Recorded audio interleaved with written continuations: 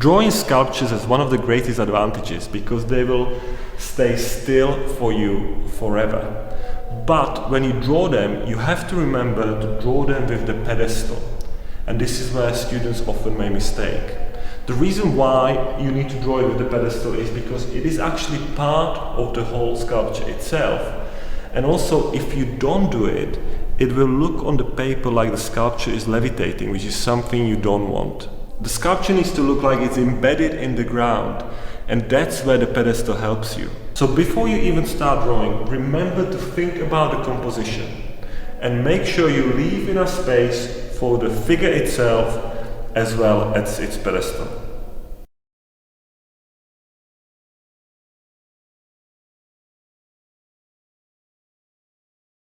Drawing sculptures is one of the best things you can do.